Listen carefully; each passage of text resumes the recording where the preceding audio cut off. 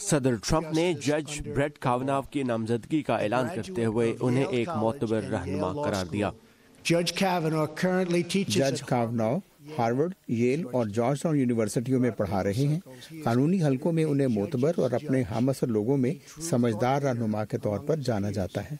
53 سالہ کاوناو قدامت پسند سوچ کے حامل جج سمجھے جاتے ہیں۔ پچھلے 12 سال میں وہ جہاں ایک طرف قانونی طور پر انتہائی متحرک رہے ہیں، وہیں اعلیٰ سطحی سیاست سمیت کچھ تنازعات کا شکار بھی ہوئے۔ اگر سینٹ نے میری توثیق کر دی تو میں ہر کیس پر کھلا ذہن رکھوں گا اور ہمیشہ امریکی آئین کی پاسداری اور قانون کی بالادستی کے لیے کوشش کروں گا۔ جج کاوناو کیتھولک عیسائی کے طور پر بھی جانے جاتے ہیں اور ان کی اسقاط حمل کے بارے میں سوچ پر امریکہ کی دونوں جماعتوں خصوصاً ڈیموکریٹک پارٹی کی طرف سے تحفظات سامنے آتے رہے ہیں۔ سب جانتے ہیں کہ یہاں کیا داؤ پر لگا ہے۔ خواتین کی آزادی داؤ پر ہے، ہماری اپنے فیصلے خود کرنے کی آزادی، کہ ہم یہ طے کریں کہ ہمیں کب اور کتنی اولاد چاہیے۔ لیکن ماہرین کا خیال ہے کہ ان تحفظات کے باوجود جج بریٹ کاوناو کی توثیق میں مشکلات کی کوششیں کامیاب نہیں ہوں گی۔ اب نامزدگیوں میں حیران کن چیزیں کم ہو رہی ہیں۔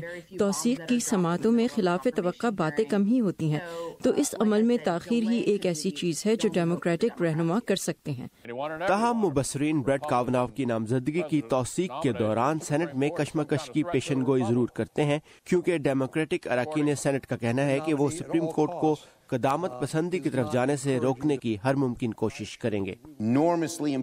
بہت ہی اہم مسائل کا معاملہ ہے، لوگوں کا منظم ہونے کا حق، ووٹ دینے کا حق، سیاست میں کالے دھن کے تباہ کن اثرات کا معاملہ اور امریکیوں کا اپنی مرضی سے شادی کرنے کا حق۔ دونوں جماعتوں کی طرف سے آنے والا رد عمل خلاف توقع تو نہیں، لیکن دیکھنا یہ ہے کہ کیا ڈیموکریٹس وسط مدتی انتخابات تک اس نامزدگی کی توثیق کو روک پائیں گے۔